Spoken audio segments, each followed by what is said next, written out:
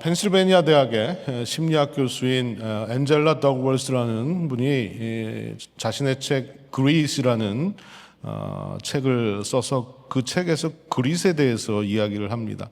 근데 이 그릿이란 말의 사전적인 의미는 열정 혹은 끈기, 또 불굴의 의지라는 그런 의미를 가지고 있습니다.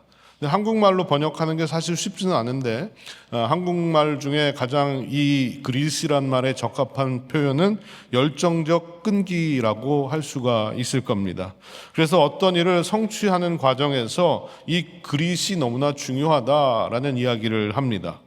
그 책에 있는 말을 한번 인용해 보면, 성공은 타고난 재능보다 열정과 끈기에 달려있다라고 얘기합니다.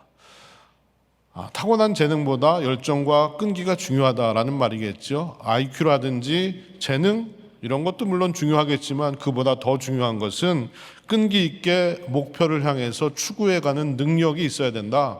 그 얘기를 하는 겁니다. 근데 그릿이 인생을 살아가는 데 있어서 전부는 아닐 거예요. 하지만 그릿이 있어야 한다. 이것이 중요하다라는 것은 그 누구도 부인할 수 없을 겁니다. 그런데 저는 오늘 여러분들에게 또 다른 그릿을 여러분들에게 소개하려고 합니다. 성경을 읽다가 그릿? 성경에도 그릿이 있네 라는 생각을 하게 됐어요. 바로 오늘 우리가 읽었던 본문 말씀을 보시면 3절과 5절에 그릿이라는 말이 등장을 합니다. 그릿 시네카라는 표현이 나오죠. 물론 영어와 스펠링은 다르지만요, 한국말로 발음과 표기가 같습니다. 그릿이라고 똑같이 한글로 쓰고 또 똑같이 읽습니다. 본문에 나오는 그릿 시네카가 어디에 있는지는 아무도 모릅니다. 아무도 모르고 다만 성경에 나오는 대로 엘리야가 있던 곳에서 동쪽으로 가서 요단강 앞 어디쯤에 있을 것이다 라고 추측을 할 수 있겠죠. 그렇다면 엘리야에게 이 그릿이라는 곳은 어떤 곳이었고, 왜 엘리야에게 이 그릿이 필요했으며, 우리 인생에도 또 다른 의미의 그릿이 과연 필요할까라는 것을 여러분들과 함께 좀 나누려고 합니다. 먼저 엘리야라는 사람을 갑작스럽게 역사의 전면에 등장을 시킨 하나님의 의도를 한번 생각을 해보도록 하겠습니다. 오늘 본문 말씀 1절을 보시면, 길르앗에 우거하는 자 중에 디셉 사람 엘리야가 아합에게 말하되, 내가 섬기는 이스라엘의 하나님 여호와께서 살아계심을 두고 맹세하노니 내 말이 없으면 수년 동안 비도 이슬도 있지 아니하리라 하니라. 밑도 끝도 없이 갑자기 엘리야라는 사람이 나타나더니 그 천하의 아합이라는 왕 앞에 서서 하나님의 메시지를 선포합니다. 심판의 메시지, 그것도 심판의 메시지를 선포했다는 거죠.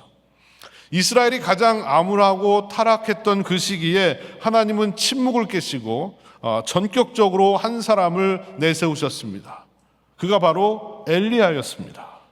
지난주에 말씀을 전하면서 죄악으로 향하는 길에는 브레이크가 없다라고 말씀을 드렸는데, 그 죄악으로 향하는 길에 나타나서 급브레이크를 밟은 사람이 바로 엘리야라는 거예요. 세상에 맞서서 노! 아니다라고 외쳤던 사람이 바로 엘리야였다는 겁니다.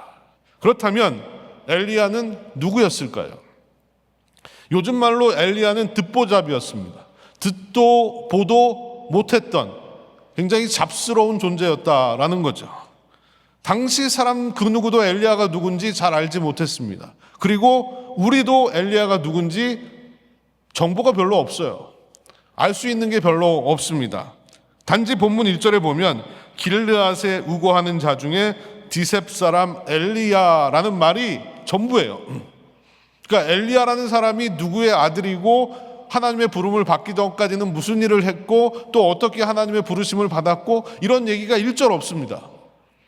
그냥 갑자기 엘리야라는 사람이 등장을 한 겁니다. 그가 태어났다는 디셉이라는 곳은 어딘지 정확히 알 수가 없고요.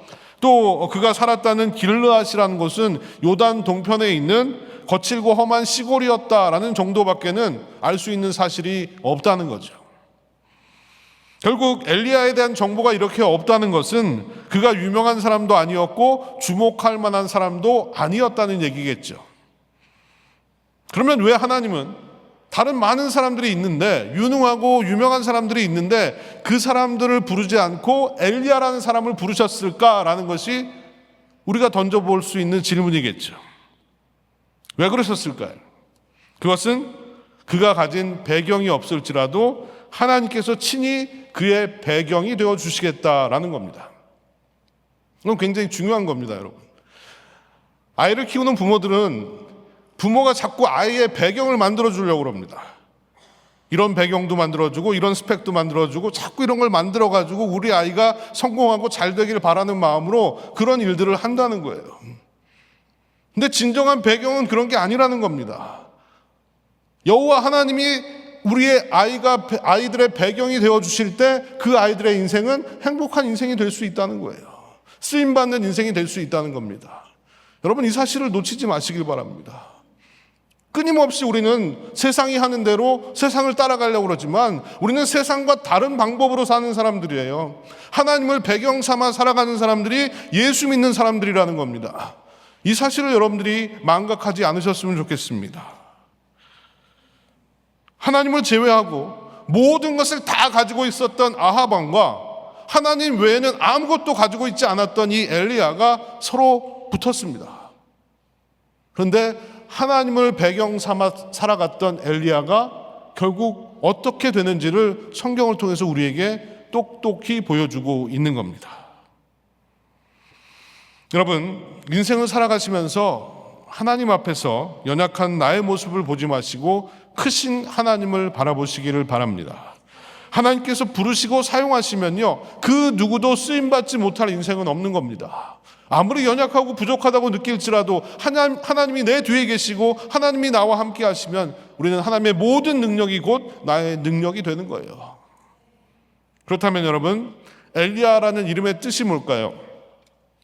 이 엘리야라는 말을 한 자씩 한 자씩 분해해 보면 엘, 하나님이라는 뜻이겠죠. 그 다음에 리, 나의라는 뜻입니다. 야, 야훼, 여호와라는 뜻이에요. 그래서 엘리야라는 이름의 뜻은 여호와는 나의 하나님이시다, 그런 뜻입니다. 여러분, 너무 좋은 이름 아닙니까? 혹시라도 여러분들 자녀들 이름을 줘야 되거나 손주 손녀들 이름을 줘야 되면 엘리야라고 짓기를 권해드립니다. 저는 너무 좋은 이름이라고 생각해요. 저는 제 이름을 이렇게 짓지 못한 것이 좀 후회스럽습니다. 너무 멋진 이름이에요. 그런데 이 엘리야는 그 이름에 걸맞는 삶을 살았다는 거죠.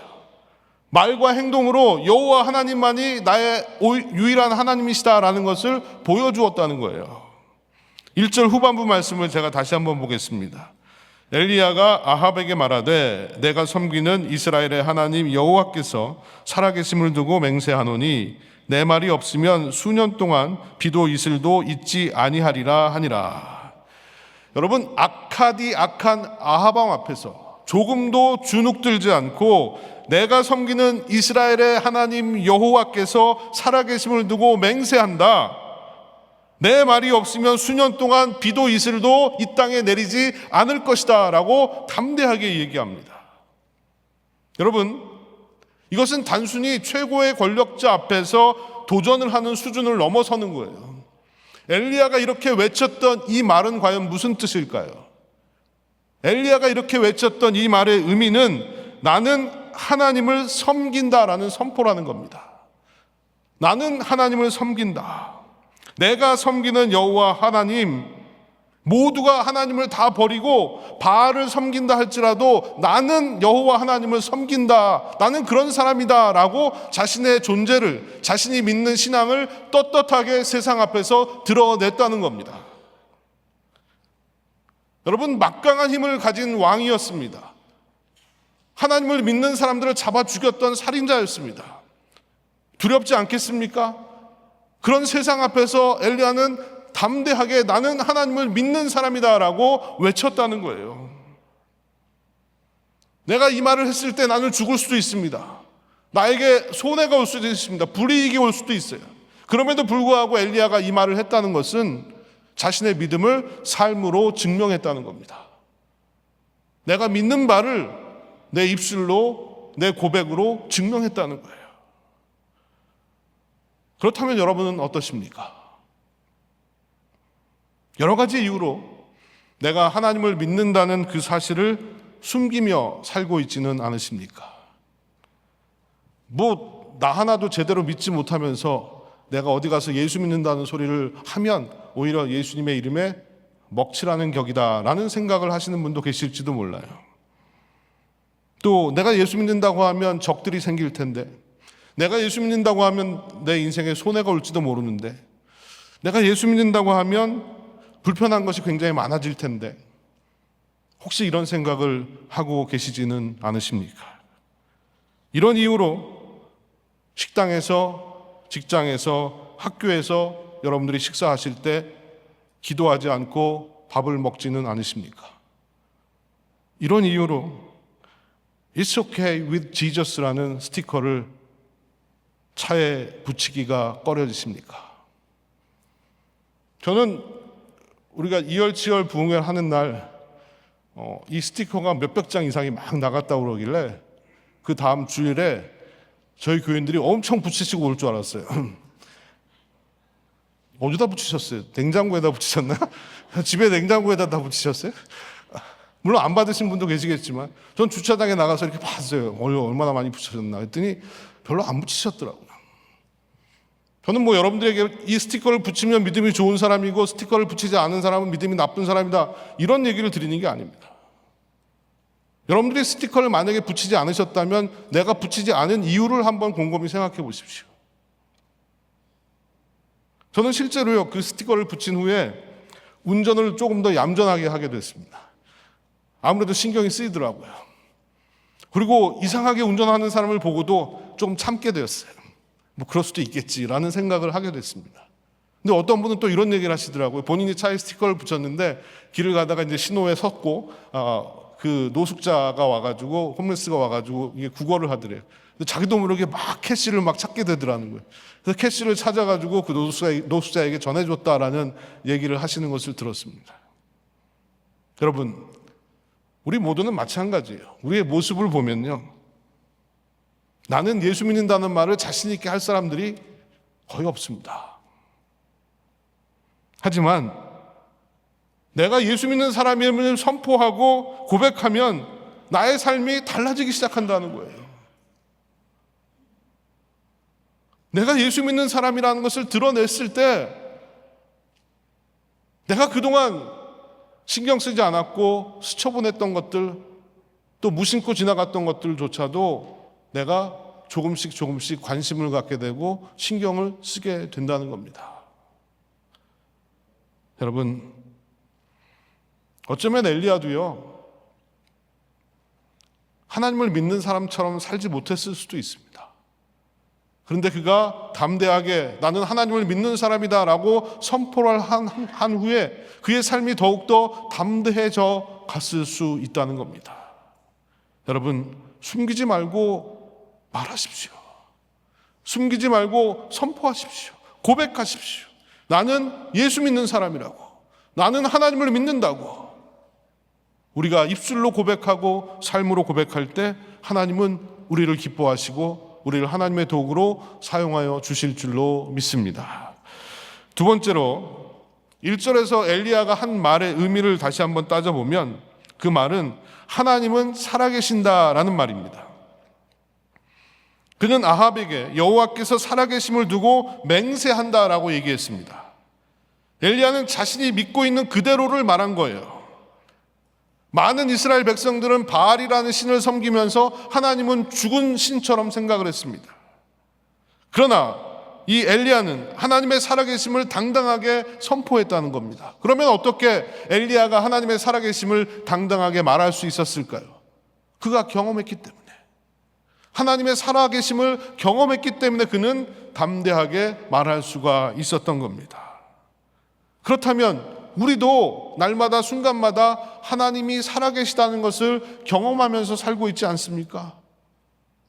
여러분들이 경험하신 그 하나님을 여러분들은 사람들에게 고백하고 전하면서 살고 있습니까? 지난주에 제가 신방을 하면서 여러 성도님들의 인생 간증을 들었습니다. 전 여러분들의 이야기를 듣는 게 너무 신나고 좋아요. 정말 생각지도 않았던 얘기들이 많이 나오는데, 한 분이 이런 간증을 하셨어요. 자신이 어떤 일을 계획하고 이제 준비를 했는데 그 일이 꼭 이루어져야만 한다는 거예요. 그 일이 이루어져야 돈도 벌 수 있고, 그 일이 이루어져야만 자신이 어느 정도 커리어를 쌓을 수 있는 그런 상황이어서 하나님 앞에 그 일이 꼭 이루어지게 해달라고 기도를 했다는 겁니다. 그리고 덧붙여서 어떤 기도를 했냐면, 하나님께서 그 일을 이루어지게 해주시면 내가 벅차도록 하나님 앞에 헌금을 드리겠습니다 라고 기도를 했다는 거예요. 그런데 정말 이루어지기 힘든 일이었는데 그 일이 이루어졌다는 거죠. 그런데 막상 자기가 그렇게 바라고 고대하던 그 일이 이루어지고 난 후에 마음이 흔들리기 시작했다는 거죠. 내가 너무 많이 얘기했나? 조금만 얘기할 걸 그랬나? 난 딴 데 돈 쓸 때도 많은데 너무 아깝다라는 그런 마음이 갑자기 들더라는 거예요. 하지만 이런 유혹을 다 뿌리치고 약속한 대로 하나님 앞에 자신의 것을 내어드렸다. 엄밀히 말하면 하나님의 것이지만 내어드렸다라고 고백을 하시는 것을 들었습니다. 너무나 솔직한 고백이죠.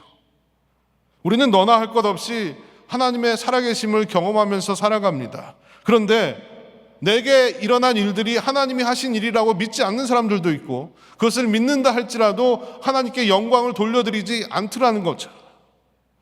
여러분, 하나님의 살아계심을 믿는다는 것은요, 주신 이도 하나님이시고 가져가시는 이도 하나님이란 사실을 믿는다는 겁니다. 좋은 일도 나쁜 일도 살아계신 하나님이 내 삶에 허락하시는 것이라는 것을 믿는다는 거예요. 여러분, 하나님은 살아계십니다. 하나님이 살아계시기에 그분을 경외함으로 섬기는 믿음이 우리 모두에게 있기를 축원드립니다. 살아계신 하나님을 믿는 거예요. 이 살아계신 하나님의 그 은혜와 능력을 날마다 경험하며 살아가는 여러분들이 되시기를 바랍니다. 갑작스러운 등장과 함께 아합 왕 앞에서 담대히 나는 하나님을 믿는다, 하나님은 살아계신다라는 말을 선포한 이 엘리야에게 어떤 일이 일어났을까요? 오늘 말씀을 보면 하나님의 말씀이 엘리야에게 임했다라고 이야기합니다. 그리고 3절과 4절에 보시면 이렇게 말씀하십니다. 너는 여기서 떠나 동쪽으로 가서 요단 앞 그릿 시냇가에 숨고 그 시냇물을 마시라. 내가 까마귀들에게 명령하여 거기서 너를 먹이게 하리라. 갑자기 그릿 시냇가에 가서 숨어라 라고 말씀하십니다.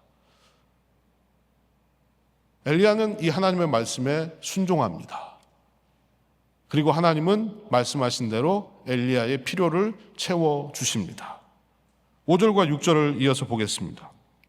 그가 여호와의 말씀과 같이 하여 곧 가서 요단 앞 그릿 시냇가에 머물매 까마귀들이 아침에도 떡과 고기를 저녁에도 떡과 고기를 가져왔고 그가 시냇물을 마셨으나 라고 되어 있습니다. 자, 그러면 우리가 여기서 이런 생각을 할 수 있습니다. 하나님이 아합 왕에게 가서 선포하라고 하셔서 아합 왕에게 갔습니다. 위협을 무릅쓰고 아합 왕 앞에 서서 선전포고를 한 거예요. 그러면 이제 싸워야 되잖아요. 선전포고를 한 엘리야에게 싸워라라고 얘기하신 게 아니라 도망가서 숨어라라고 얘기하시는 겁니다. 좀 이해가 안 되잖아요. 이제 맞서서 막 싸우려고 하는데 하나님은 숨어라라고 얘기하셨다는 거죠. 그렇다면 왜 하나님은 이 엘리야를 그릿 시냇가로 보냈을까? 왜 하나님은 엘리야에게 그곳에 가서 숨으라고 말씀하셨을까? 그릿 시내는 엘리야에게 어떤 의미였을까? 저는 두 가지를 여러분께 말씀드리고 싶습니다. 첫 번째, 그릿 시냇가는 엘리야에게 나를 발견하는 곳이었습니다. 나를 발견하는 곳. 엘리야는 지금 한참 뭔가를 하고 싶습니다. 자신의 존재를 세상에 알리고 싶습니다. 그런데 하나님은 엘리야가 아직 준비가 안 됐다라고 생각을 하신 거죠. 그런 엘리야에게 그릿이라는 장소는 숨겨짐의 장소와 시간이었다는 사실입니다. 그릿은요, 모든 것이 단절된 곳입니다. 이 그릿이라는 말이 어떤 의미냐면 잘라낸다라는 뜻이에요. 단절된 곳입니다. 세상과 단절되어 있습니다. 사람이 없습니다. 문화도 없습니다. 그냥 홀로 덩그러니 떨어져 있었습니다. 하나님은 엘리야를 그곳에 보내셨다는 겁니다. 왜 그러셨을까요? 하나님의 사람으로 서기 위해서 자신의 모습을 다시 한번 깊이 성찰하는 시간이 필요했기 때문입니다. 남장로교 선교사로 한국에 오셔서 오랫동안 예수전도단과 함께 활동을 하셨던 존 로스 오대원 선교사님이 쓴 지금은 엘리야 때처럼이라는 책이 있어요. 그 책에 보니까 이 오대원 선교사님이 이런 말씀을 하십니다. 그렇다면 하나님은 왜 때때로 숨기시는가? 그 이유 중 하나는 우리가 해를 입지 않게 해 주시기 위해, 혹은 공경에서 우리를 위로해 주시기 위해서다. 또한 하나님은 그분의 일을 무너뜨릴 수 있는 과도한 인기나 지나친 분주함에서 우리를 보호해 주시려고, 우리가 사람들을 기쁘게 하기 위해 열심히 애쓰고 사람에게 인정받기를 갈망하지 못하도록 막으시려고 우리를 숨기신다라고 얘기했어요. 저는 참으로 이 말씀에 공감이 되었습니다. 모세를 40년 동안 광야에 숨기셨습니다. 하나님은요, 요셉을 13년 동안 애굽에 숨기셨어요. 그리고 사도 바울을 3년 동안 고향 다소에 숨기셨습니다. 하나님이 그들을 숨기신 이유가 무엇입니까? 숨어 있는 동안 그들이 자신을 스스로 돌아보고 하나님의 종으로 준비되기를 원하셨다는 거예요. 우리도 마찬가지입니다. 우리의 자격과 인격이 아직 갖추어지지 않았을 때 하나님은 우리를 앞에 나서지 못하게 하실 수 있습니다. 하는 일이 잘 풀리지 않고 삶의 고통과 고난이 찾아오고 자꾸 움츠려들고 불안과 근심에 쌓일 때 우리는 그 숨겨짐의 시간의 의미를 분명하게 깨달아야 된다는 겁니다. 자꾸 뭔가 하려고 하지 말고 하나님의 뜻을 깨닫고 그 시간을 나를 발견하는 시간으로 만들어가야 된다는 거죠. 중요한 것은 내가 준비되어야 하나님이 나를 통해서 일하신다는 겁니다. 엘리야는 당장이라도 악한 아합 왕과 바알 선지자들과 영적 전쟁을 치르고 싶었을 거예요. 하지만 엘리야에게도 숨겨짐의 시간이 필요했던 겁니다. 엘리야 역시 하나님의 일을 하기 전에 나를 발견하고 내가 어떤 사람인지, 내가 얼마나 어설픈 존재인지, 하나님의 일꾼으로서 나는 무엇을 준비해야 되는지를 고민하고 또한 준비해야 됐던 겁니다. 여러분, 우리 삶에도 기다림의 시간이라는 것은 참으로 지루하고 힘든 시간입니다. 문제와 더불어 씨름하는 시간 또한 힘들고 어려운 시간입니다. 내가 아무런 능력도 보일 수 없는 무력한 존재같이 느껴질 때, 나의 경력이 단절되고 관계가 단절되고 삶이 무너진 것 같은 그 순간에, 그 시간을 하나님과 함께 나를 발견하는 시간으로 만들어 가시길 바랍니다. 하나님은 나를 위해서 나를 숨기시는 겁니다. 아합과 같은 세상으로부터 나를 보호하시기 위해서, 나를 지키시기 위해서, 세상이 아니라 하나님만 바라보게 하시기 위해서 나를 숨기시는 겁니다. 하나님이 원하시는 것은 하나님을 바라보는 거예요. 무슨 일을 해서 성과를 내는 것이 아니라 하나님만 바라보며 사는 겁니다. 하나님과 함께 사는 거예요. 여러분, 혹시라도 여러분의 인생에 숨겨짐의 시간이 찾아온다 할지라도 그 시간을 나를 찾아가는 시간으로 삼아 가시길 바랍니다. 그것이 하나님의 뜻이라는 겁니다. 나를 지켜주시고 보호하시기 위한 하나님의 뜻이 거기에 있다는 사실을 놓치지 마시길 바랍니다. 두 번째로 엘리야에게 있어서 그릿은 하나님을 경험하는 곳이었습니다. 하나님은 엘리야에게 약속하신 대로 까마귀를 통해서 떡과 고기를 먹게 하십니다.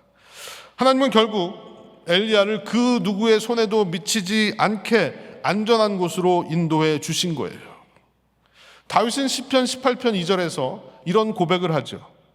여호와는 나의 반석이시요 나의 요새시요 나를 건지시는 이시요 나의 하나님이시요 내가 그 안에 피할 나의 바위시요 나의 방패시요 나의 구원의 뿌리시요 나의 산성이시로다. 다윗은 광야에서 이런 하나님을 만난 겁니다. 이런 하나님을 경험한 거예요. 마찬가지로 엘리야 역시도 엘리야 하나님이 살아계시다는 것을 그릿 시냇가에서 경험하게 되었다는 겁니다. 하나님이 떡과 고기를 그에게 보내주셨습니다. 광야에서 이스라엘 백성들이 방황을 할 때 하나님께서 그들에게 메추라기와 만나로 먹이셨어요. 아무것도 없는 그릿 시냇가에서 하나님은 까마귀를 통해서 그에게 먹을 것을 전달해 주셨습니다. 이 사실은 우리에게 매우 중요한 것을 가르쳐 줍니다. 우리가 머무는 장소가 중요한 것이 아니라 하나님과 함께 있는 것이 더 중요하다는 겁니다. 우리는 너나 할 것 없이 안전지대를 찾습니다. 어디에 살면 안전하게 살 수 있을까? 어디에 살면 내가 보호받고 살 수 있을까를 고민하지만 여러분, 그 어디에 살아도 하나님과 함께 하는 사람이 진정 안전한 곳에 살아가는 것인 줄로 믿습니다. 그것이 중요하다는 거예요. 광야에 살지라도 시냇가에 아무도 없는 곳에 살지라도 하나님과 함께하는 삶을 살아가느냐 아니냐가 중요하다는 겁니다. 내가 아무리 돈을 쓰고 내가 아무리 안전하게 무엇인가를 준비했다 할지라도 하나님 없는 인생은 안전한 인생이 아니라는 겁니다. 우리는 자꾸 환경과 상황을 탓합니다. 이래서 안 되고 저래서 안 된다는 생각을 합니다. 하지만 하나님은 광야에서도 먹이셨고 입히시는 분입니다. 아무것도 없었던 그릿 시냇가에서도 먹이시고 입히셨던 분이에요. 지금 내가 처한 상황이, 환경이 아무것도 없는 상황이라 할지라도 여러분, 하나님만 믿고 의지하실 수 있기를 바랍니다. 하나님이 모든 것을 인도해 주실 것입니다. 이게 엘리야에게 먹이시는 그 하나님, 엘리야가 만난 하나님, 바로 그분이시라는 거예요. 그렇다면 좀 더 구체적으로 엘리야가 경험한 하나님은 어떤 하나님이셨을까요? 첫 번째, 하나님은 일용할 양식을 주시는 하나님이셨다라는 거죠. 오늘 성경을 자세히 보시면요, 엘리야에게 먹을 것과 마실 것을 주셨는데 한꺼번에 왕창 쏟아 부어주지 않으셨다는 겁니다. 매일매일 아침 저녁으로 필요한 만큼만 하나님이 가져다 주셨다는 거예요. 지난주에 제가 신방을 하면서 또 한 성도님의 고백을 들었습니다. 그분이 이렇게 말씀하세요. 하나님은 꼭 필요한 만큼만 주시는 것 같다고. 어느 날 돈이 엑스트라로 많이 생겨가지고 좋아했는데 꼭 무슨 일이 터져가지고 그 일에 돈을 다 쓰게 됐다고. 그리고 내가 부족하다고 느낄 때 하나님께서 필요한 만큼 채워주시는 것을 경험하면서 살아간다고. 그런 고백을 하셨어요. 그렇습니다. 우리가 믿는 하나님은 일용할 것들을 채워주시는 하나님이시라는 거예요. 그래서 우리가 구할 것은 일용할 양식인 겁니다. 예수님께서 주기도문을 가르쳐 주실 때 뭐라고 하셨습니까? 오늘날 우리에게 일용할 양식을 주시옵고, 일용할 양식을 구하라고 하셨어요. 그런데 우리는 일용할 양식을 구하지 않고 더 많은 것을 구하면서 산다는 거죠. 불필요한 것까지도 하나님 앞에 구하면서 살아가고 있는 것이 우리의 아픔이라는 거예요. 일용할 양식으로는 만족하지 못하기 때문에 더 많이 주세요, 더 많이 주세요를 되풀이하면서 살아간다는 겁니다. 사람마다 이 일용할, 필요한이라는 의미가 다른 것 같아요. 어떤 사람은 하나만 줘도 일용할 양식을 받은 건데 어떤 사람은 3개, 4개, 5개를 줘도 부족한 거예요. 일용하지 않다고 생각을 하는 겁니다. 여러분들의 일용할의 기준은 어디까지입니까? 내 마음과 생각을 다시 정리를 하셔야 돼요. 내 마음과 생각이 너무 높아져 있지는 않은가? 내 삶의 수준을 너무 높이 끌어올려놓고 살고 있지는 않는가? 정말 일용할 것을 주셨는데 그것에 만족하지 못하는 이유가 뭔가? 한번 여러분 곰곰이 생각해 보셔야 됩니다. 죄로 인해서 타락한 인간은 그 마음 가운데 채워지지 않는 빈자리가 생겼습니다. 이게 결핍이 생긴 겁니다. 그래서 인간의 마음엔 항상 만족이 없어요. 가져도 더 가지고 싶고, 채워도 더 채우고 싶습니다. 채우다가 모자라면 곡간을 늘려서라도 더 채우려고 하는 것이 인간입니다. 그 이야기가 누가복음 12장에 나오잖아요. 어리석은 부자의 얘기입니다. 한 부자가 살았어요. 근데 농사가 아주 잘 됐습니다. 풍년이 들었어요. 그래서 너무나 많은 곡식을 거뒀는데 둘 데가 없는 겁니다. 그래서 곡간을 헐고 다시 크게 지어서 그 곡간에 가득 곡식을 채웠습니다. 너무 기분이 좋았어요. 그리고 하는 말이 뭡니까? 평안히 쉬고 먹고 마시자라고 얘기합니다. 너무 즐거웠습니다. 그런데 이 어리석은 부자를 향해서 뭐라고 얘기하셨습니까? 어리석은 자여, 오늘 밤 내 영혼을 도로 찾으리니 그러면 내가 준비한 것이 누구의 것이 되겠느냐? 어리석은 자여, 이 말이 혹시 저와 여러분을 향해서 하시는 말씀이 아닐까요? 어리석은 자여, 그렇게 살지 말아라. 왜 이렇게 어리석게 살아가느냐?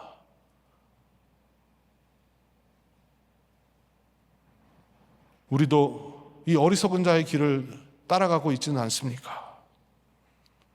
많이 주셨으면 주신 만큼 나누고 베풀면서 살아가야 되는 것이 아니겠습니까? 나만을 위해서 소유를 늘리고 더 많이 갖는 것이 과연 하나님 보시기에 어떤 모습일까요? 많이 소유하고 많이 쌓아둔다고 그 인생이 복되다고 말할 수는 없을 겁니다. 나의 필요를 너무나 잘 아시는 하나님께서는 우리에게 필요한 만큼 채워주십니다. 그런데 인간은 왜 자꾸 더 가지려고 하는 걸까요? 그것은 하나님을 전적으로 믿지 못하기 때문입니다. 하나님이 일용할 것을 채우신다는 그 믿음이 없기 때문에 그런 거예요. 어떻게 해서든지 내가 채워야 되고, 내가 쌓아놓아야 되고, 내가 준비해야 되고, 내가 살 길을 찾아야 된다라고 생각하기 때문에 우리는 아둥바둥 더 많은 것들을 채우려 하고 있다는 겁니다. 여러분, 제가 여러분들에게 저축도 하지 마시고 노후 준비도 하시지 말아라, 그런 말씀을 드리는 게 아닙니다. 과도한 소유욕을 가지고 살고 있지는 않은가? 내가 충분한데도 자꾸 더 많은 것을 가지려고 하지 않는가? 다시 한번 생각해 보시라는 겁니다. 저는 저와 여러분이 일용할 양식을 주시는 하나님을 믿고 때로는 풍부에 처할 줄도 알고 때로는 비천에 처할 줄도 알고 자족하며 감사하며 살아가는 일체의 비결을 배우는 지혜로운 청지기들이 되었으면 좋겠습니다. 이것이 하나님이 우리에게 원하시는 바라는 거죠. 두 번째로 엘리야가 경험한 하나님은 어떤 하나님이셨을까요?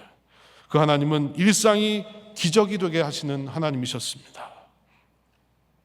엘리야는 하나님의 공급하심을 매일매일 경험했습니다. 하나님의 도우심으로 그는 생명을 이어갔던 겁니다. 그런데 그것이 바로 일상의 기적이었다는 거죠. 우리는 뒤에 나오는 엘리야의 스토리 가운데 사르밧 과부의 집에, 아무것도 없는 사르밧 과부의 집에 가서 그들이 먹을 기름과 또 가루를 끊이지 않게 나오게 해주었다. 이거 기적이라고 생각합니다. 그리고 갈멜산에서 바알과 아사라의 그 선지자들과 싸워서 하늘에서 비가 내리게 했다. 이게 기적이다라고 생각을 합니다. 하지만 아무 일도 없이 하루를 사는 것, 이것을 기적이라고 생각하는 사람들은 별로 없는 것 같습니다. 내가 암에 걸렸다가 고칠 수 없는 병이었는데 치유를 받았다. 기적이라고 생각합니다. 큰 교통사고가 났는데 하나도 다친 데가 없다. 기적이라고 생각합니다. 꼴찌를 하던 아이가 갑자기 1등을 했다. 기적이라고 생각해요. 그런데 기적은요, 우리의 일상 가운데서 하나님의 공급하심을 받으며 살아가고 있다는 것이 기적이라는 거예요. 여러분, 내가 미국 땅에 와서 지금 일하면서 살아가고 있다는 것이 기적이 아니겠습니까? 하나님이 나에게 필요한 것들을 어떤 모양으로든 채워주고 계시다는 게 기적이 아니겠어요? 오늘 나의 하루에 아무 일도 일어나지 않았다, 평범했다라는 것도 기적인 거예요. 은퇴하신 분들은 은퇴하고 난 후에도 내가 하루하루 근심 걱정하지 않고 살아갈 수 있다는 것, 그것 또한 기적인 겁니다.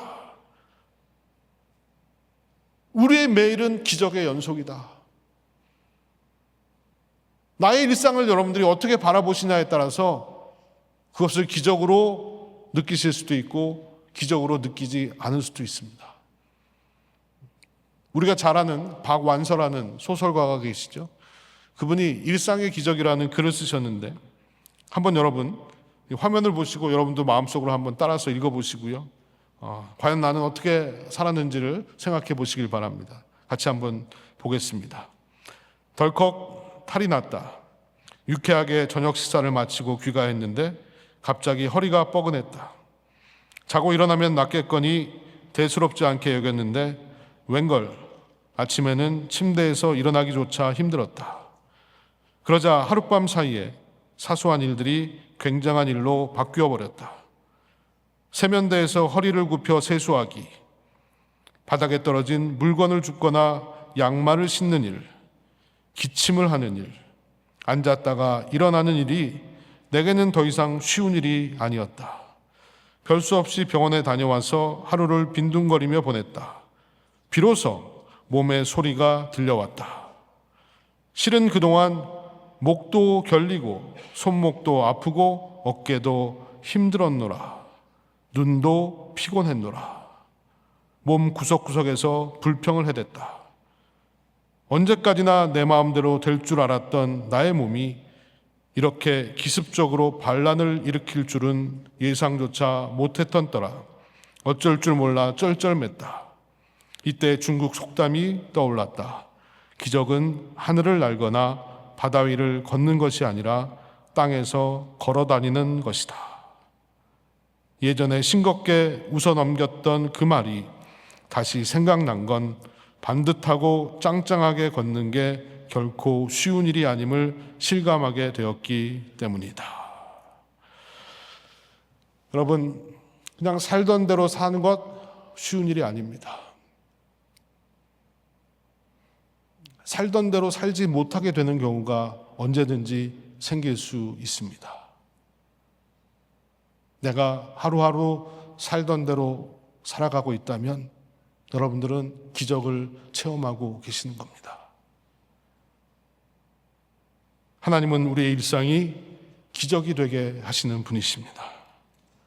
오늘 하루를 나에게 주신 하나님께 감사하며 사시길 바랍니다.